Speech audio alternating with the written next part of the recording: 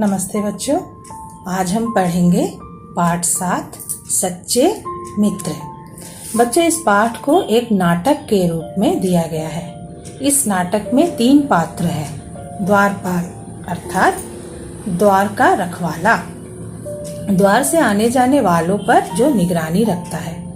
दूसरा पात्र है श्री कृष्ण और तीसरा है सुदामा।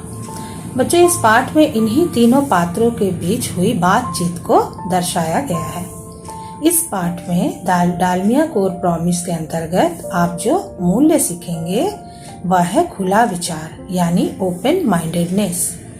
बच्चों, इस नाटक में सच्ची मित्रता की सीख मिलती है और यह सीख भी मिलती है कि हमें अपने पद और धन का कभी घमंड नहीं करना चाहिए।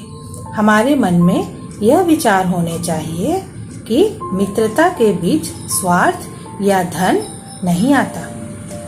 हमें अपने मन में ऐसे विचार रखने चाहिए जिससे हम सभी को एक समान समझें और सभी को एक समान प्यार और अपनापन दे। हमें उदारता और स्नेह को अपनाना चाहिए। बच्चों, अब मैं आपको इस नाटक के बारे में बताती हूँ।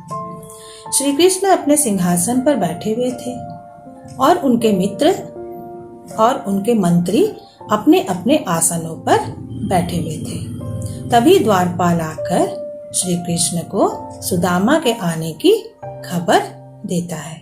श्री कृष्ण और सुदामा दोनों बचपन के मित्र थे। उनमें सच्ची मित्रता थी। श्री कृष्ण द्वारपाल से सुदामा को लेकर आने के लिए कहते हैं और जैसे ही सुदामा आते हैं श्री कृष्ण उन्हें गले लगा लेते हैं। पर सुदामा बहुत गरीब थे, उनके कपड़े मैले थे, तो वे कहते हैं श्री कृष्ण तुम्हारे कपड़े मैले हो जाएंगे। पर श्री कृष्ण कहते हैं तुम्हें गले लगाकर मुझे सच्ची शांति मिलती है। फिर श्री कृष्ण सुदामा को अपने सिंहासन पर बिठाकर उनके पैर धोने के लिए जल मंगाते हैं। पर सुदामा इनकार करने लगते हैं और जमीन पर बैठने लगते हैं। पर श्री कृष्ण उन्हें पकड़कर अपने सिंहासन पर बिठाते हैं और उनके पैर धोते हैं। फिर सुदामा की पोटली लेकर उसे खोलते हैं जिसमें सुदामा की पत्नी ने कुछ चावल श्री कृष्ण के लिए भेजा था।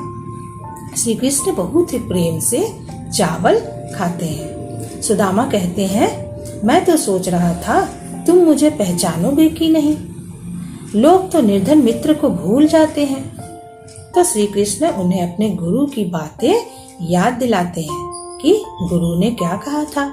गुरु ने कहा था वह सच्चा मित्र नहीं जो अपने निर्धन मित्र को भूल जाए।